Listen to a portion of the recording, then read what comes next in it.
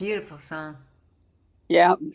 I mean, it perfectly takes that literary trope of Yes. the friend who is in love with their friend, watching them go through their heartaches because of the way that their girlfriend or boyfriend is treating them, and going, "Hey, I'd treat you better. I would be the person who would lift you up and not tear you down," but not being able to say it. And then, if it's a novel, in the very end, love triumphs all. Yeah, it's actually there are probably several Motown songs with that theme. That I can love you better than that. And if you The don't, that bass line. Here I am with the bass again. But wow, sure. I don't know who played on that, but it stayed right through, and it was almost like the glue of that record. Cause it do do do do do do do all the way through, and but you never got tired of it because it's almost like a heartbeat, just keeping it go. It's The very groove. good, Yeah. wonderful song. She is performing about 2.5 hours from me in another maybe month. She's Wow. still out there. I can't go, unfortunately. I would love to go. She is at Interlaken. She's going to play at Interlaken. Uh, Yeah, if you're familiar with that, that's where she's going to be. Oh my she God, I would give anything to go, but I just can't. she did one of the voices for an animated thing called Happily Ever After, Fairy Tales for Every Child, that Bob Guillaume produced, and I worked on the soundtracks for that. And she came in Wow. and did the voice on an episode, the Bremen Town Musicians, and Wow. she was amazing. I mean, it's like one take wonder even then. But the bass player that you're talking about is Bob Babbitt. He was with the Funk Brothers. They were this, Ah, yeah. okay. Okay, the Funk Brothers. Yep. They did a lot of Wonderful. stuff in the studio. They, that was their big thing, being the studio musicians.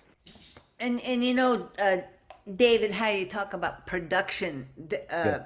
this song, to me, there's a whole lot going on there, and but perfectly put together like puzzle, a puzzle. Every Well, little piece, something like that. Just felt the, like that. the strings, the whole, it's because it's orchestrated. It's uh, Hmm. also there's some wonderful chord changes, a lot of diminished chords, and diminished Yeah. chords give you that angst, Hmm. which is like the prosody. I've told you that term Oh prosody, yes. the words and the music say the same thing. So the angst, the romantic conflict. And I think she sings a lot about romantic conflict. I think that's uh, uh, Built, and it really built. You yes, yeah. she doesn't really let go until that bridge. And at that bridge is when she lets every bit of but Yeah. I could be better for you, you know, and lets it out. And you really feel that. You really feel that she hurts as much as he does when he's being hurt. Yeah, of course, probably even worse for her. Um, but yeah, What? I like when a performer builds intensity, when a song builds intensity. Again, where my complaint of a lot of today's music, you shoot all the cookies in the first 30 seconds and there's nowhere to go. Mm. The here now, we do live in an attention deficit disorder age. And so therefore, sometimes maybe you have to get your drama in right away instead of build up to it. It's why so many people now will start their song with a chorus and then go into the rest of Yeah. it, because they know that they have such a limited amount. It's why music supervisors don't like getting tracks that have a big long intro. Sorry, you have four Right. bars of intro and you better give me something that I want to listen to. And Yeah. Yeah, it's that whole thing. John Verhaney in the Songwriter Showcase would always say, "Don't bore us, get to the chorus." yeah, And and one I way to do it is start off with the chorus. Then you you know then you don't have to wait for it. And I love what what Sesame Street did for us, but it also did something that is what I think is part of the reason for this. Kids that grew up with the 1, 2, 3, 4, 5, 6, 7, 8, 9, 10, and that was all they got.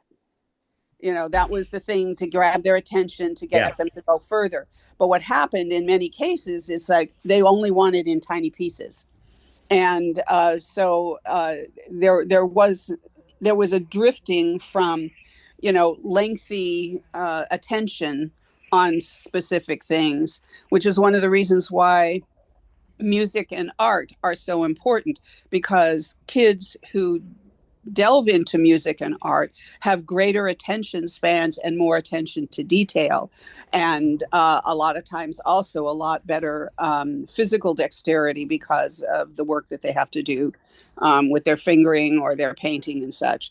And I think removing those from the school system so that athletics can remain has been a real deficit to learning.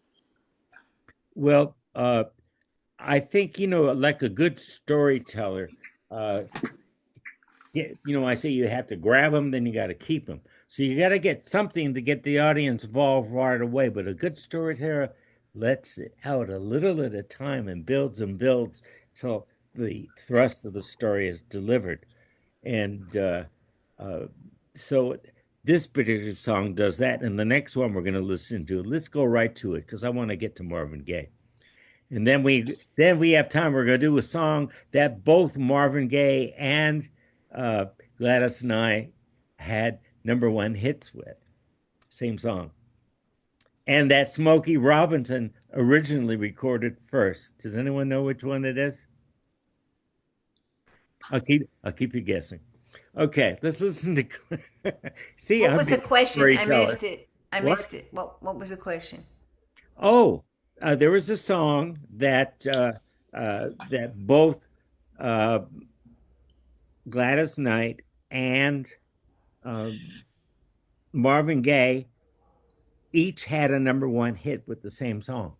Wow. Okay. And I'll have Smokey to think. Robinson recorded it first, but they didn't want him to release it, so the others did first. We'll get to Wow. it. And this All is a song right. you've heard a million times. It's a song I perform all the time. Okay, let me go to share. And here we go. This was, to me, Gladys Knight's best hit. This was 1971. Um,